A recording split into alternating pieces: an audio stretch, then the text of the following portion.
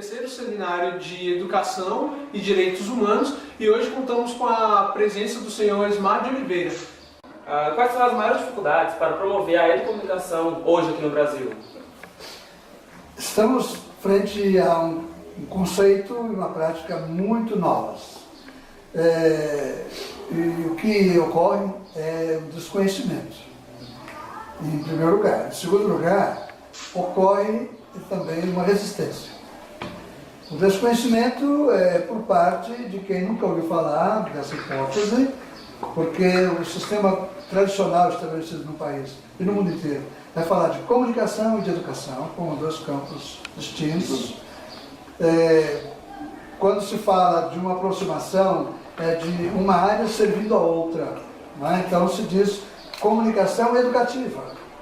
Não deixa de ser comunicação, ela colabora com a educação. Ou você começar a pensar numa educação para a comunicação, que geralmente é crítica. Não é?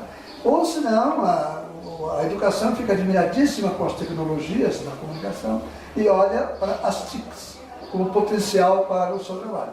No caso, cada área olha para a outra como senhora do seu espaço. Então, os educadores olham para a comunicação para dizendo, eu vou submeter esse espaço aos meus interesses. E a comunicação também olha para a educação para dizer, vou submeter esse espaço à minha área. Então, os profissionais das duas áreas, os teóricos das duas áreas, olham para a outra como uma área de serviço a ser prestado, ou uma área que tem recursos a serem adotados, porém, cada uma com o seu universo. A palavra educomunicação é estranha para esses dois. Existe um estranhamento também por parte de quem está nos órgãos definidores de projetos, de apoio a projetos. No caso de pesquisa, por exemplo, isso já acontece.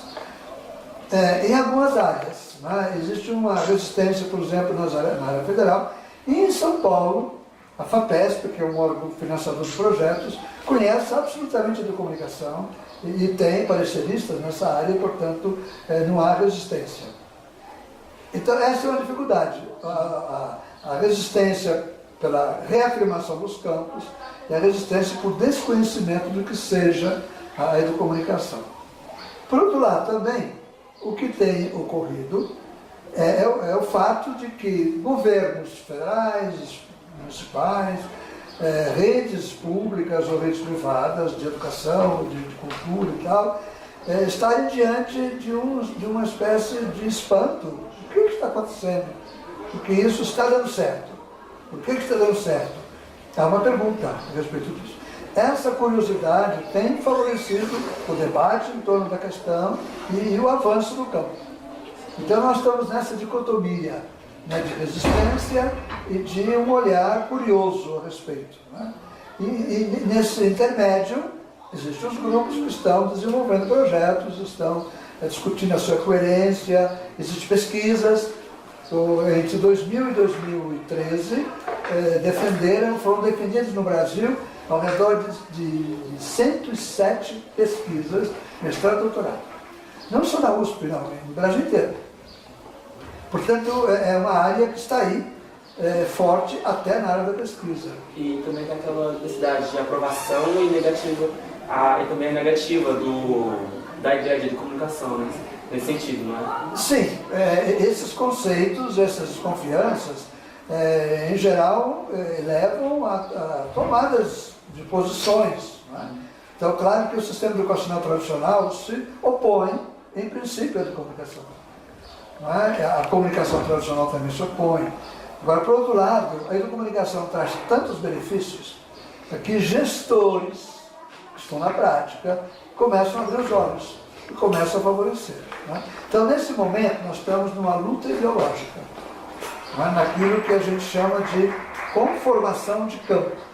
O campo da comunicação começa a ser conformado justamente nessa luta teórico-prática, da eficácia que ela apresenta e da desconfiança que o sistema tradicional tem. Né? É nesse conjunto que vai se avançando. E não tem outro caminho, não. O caminho é esse mesmo.